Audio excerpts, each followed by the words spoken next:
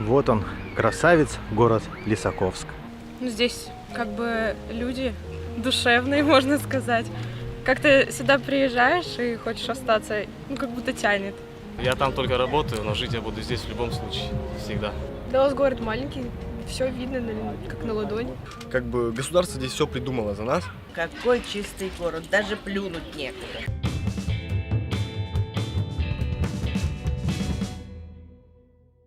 После города Рудного куда еще податься, кроме как не в город Лисаковск, который расположен здесь неподалеку. Сегодня мы гуляем здесь уже целый день, наступил вечер, уже не так жарко. И вот сейчас мы можем спокойно пообщаться с людьми, которые закончили свои дела, вышли во двор, посидеть на лавочке, и также с людьми, которые вернулись с работы.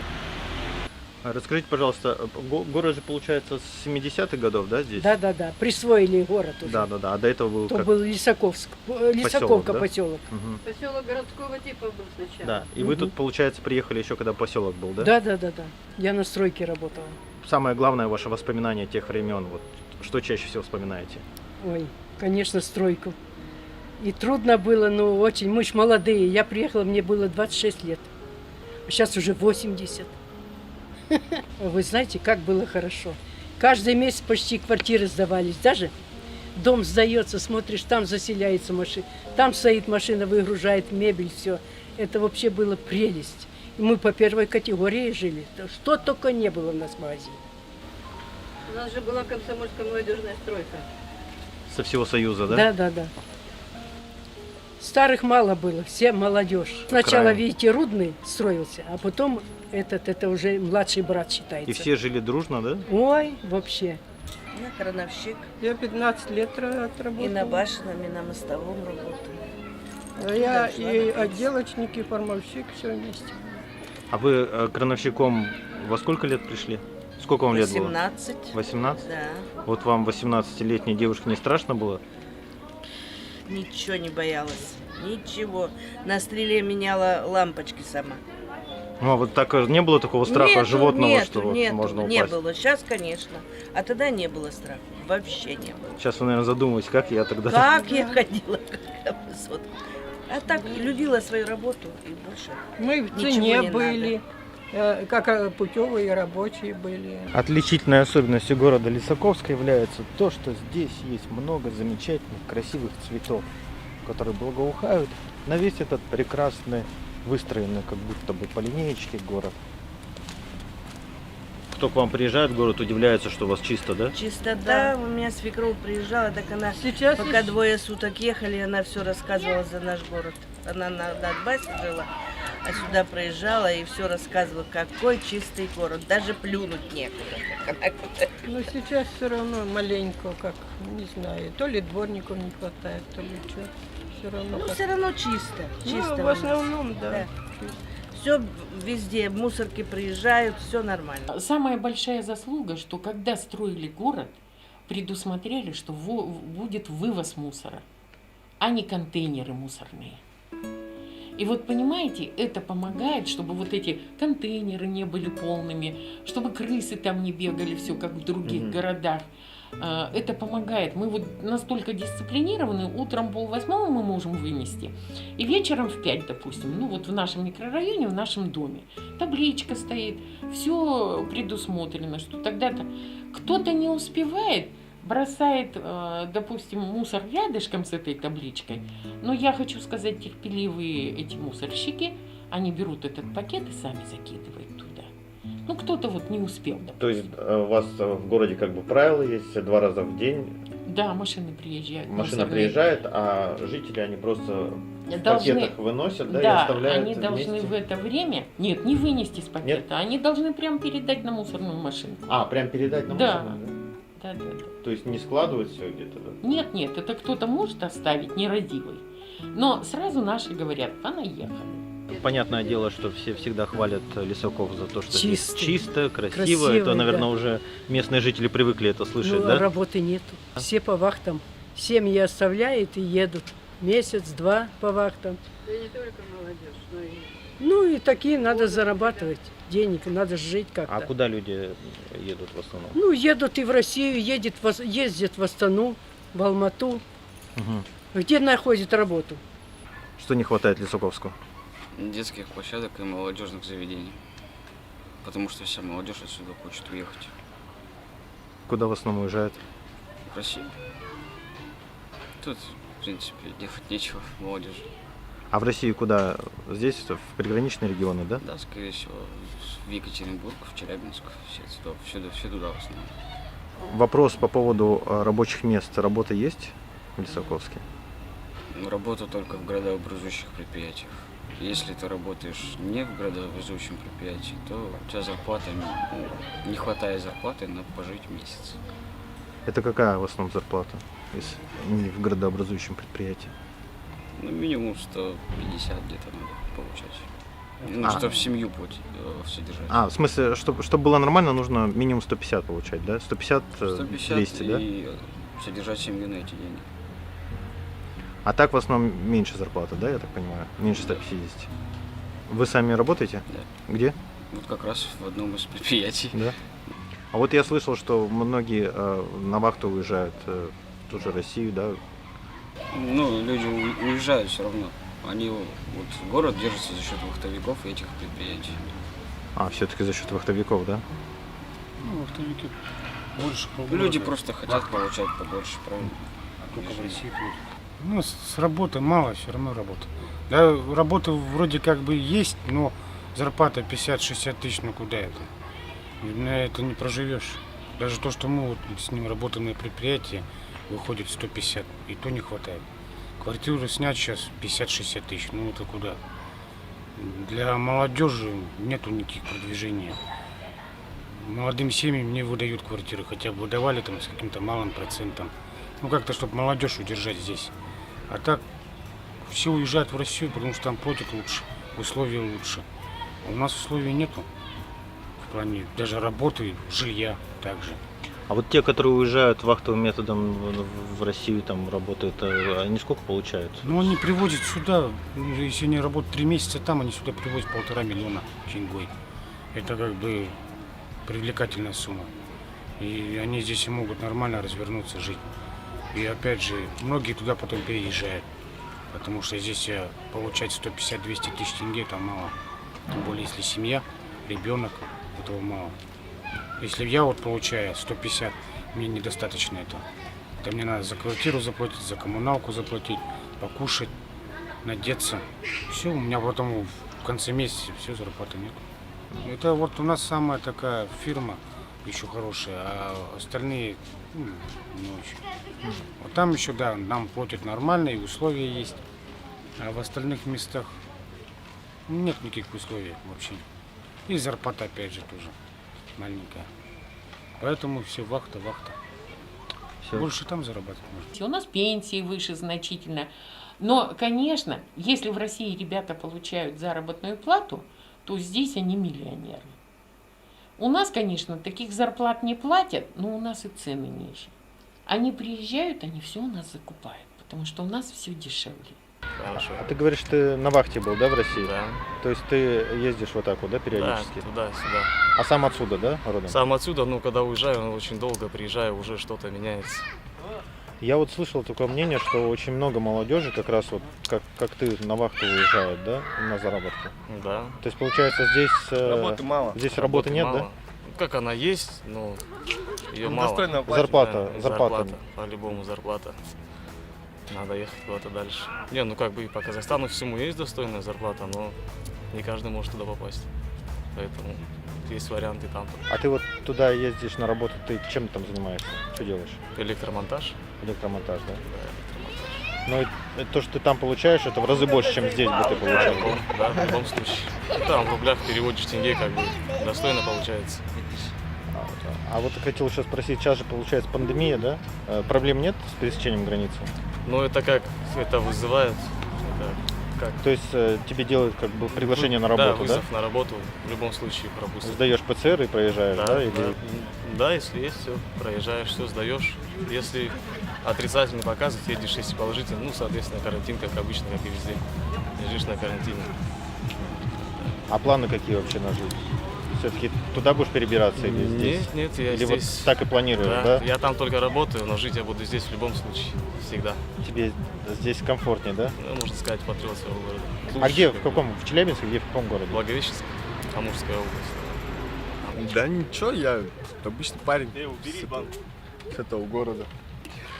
Ничего, здесь, если, ну как, есть такой город, много детей всяких, вот они подрастают, занимаются спортом.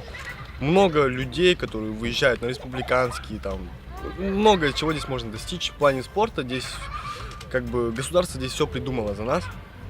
Много всяких там площадок, всякого вот такого. Мало места, конечно, но это как бы с возрастом. А здесь, конечно, работать же, как говорится, негде. И вообще здесь делать толком и нечего. Только не вот здесь сидеть, я не знаю, что здесь делать еще больше. А тебе сколько лет? Мне 20 годиков. Ага. А сам учишься, да? Да, я вот закончил местный колледж. Вообще занимаюсь спортом, занимался спортом до 3-го курса. Промышленным альпинизмом сейчас занимаюсь. То есть, спорт в нашей области достаточно развит, но он не дает таких возможностей. Либо здесь люди так привыкли, то что все должно быть промышленное. Не знаю. Для меня это как бы... Здесь нет достаточно возможности, чтобы куда-то уехать подальше. Вот, допустим, у меня брат сейчас работает в Бангладеше. Я у него спрашиваю, что да как, как там дела? Он говорит, у меня, говорит, все отлично, я, говорит, здесь отдыхаю. На курорте. Так что А ты сам еще пока не работаешь, да? пока что нет, если должен уехать в Россию. Ты, получается, как вот твой приятель, да? Да, хочешь? только я на трубопровод пойду, монтажник ТТ. Тоже трубы вах- большие делают. Да. Вахтовым методом, да? Ну, здесь что хорошо, для людей обычно воспитание бывает там какое-то, не знаю, типа военным, там что-то такое спортивное. Для меня это промышленное воспитание, то есть меня с 6 класса я уже умел резать болгаркой, там, пилить, сварить, не знаю, что-нибудь такое. Люди здесь офигенные, здесь все добрые, здесь все классные, красивые. Люди здесь, короче, все разные. До такой степени, то, что вот ты когда вот выезжаешь куда-нибудь в Астану, вот я здесь был, я был во всем Казахстане, просто посмотришь на людей, вот наши люди отличаются тем, то, что они как-то популяризированы тем, что у них есть какие-то заморочки в голове по поводу денег. Они умеют что-то делать ради денег. Такая фигня. А, допустим, я вот был в Кокшетаве, люди там просто, они занимаются своими делами. Они не знают, мне кажется, что такое деньги и что для них это надо. Я не видел там То есть такого. здесь люди умеют потому что, зарабатывать, да, я вот даже так сравнить, вот вы здесь пройдетесь по городу, вы увидите там мусорки элементарно. Побывайте в Тоболе, там ни одной мусорки нет, я вам так скажу. Такая. Спасибо за интервью. Да, не за Удачи. что. Да, и вам тоже не болеть, не кашля. А на самом деле тут делать нечего. Молодежь уезжает, да? Да, им скучно. Я закончила школу. Я поступаю в Кустанай. Вы? Я тоже закончила школу, поступила в Кустанай. Да, у нас город маленький, все видно как на ладони. Все друг друга знают, да? Да. Есть такое? Да, абсолютно все друг друга знают. Отсюда молодежь вся уезжает, а наоборот взрослые приезжают. Молодежи тут нечего делать. Больше перспектив в других городах. А у вас планы какие вот после того, как вы закончите Кустанайский университет? Я перееду в Россию. Знаете даже куда уже? Да, В какой город? Екатеринбург. А вы? Я еще не знаю куда. Но я тоже перееду в Россию. Скорее всего, в Челябинск. Ну, я вообще учусь в Рудном, а здесь живу. Маленький городок, чистый. Всем очень нравится здесь. Приезжают все сюда. Ну, сейчас знаю много людей, которые даже с Кустаная переезжают сюда жить.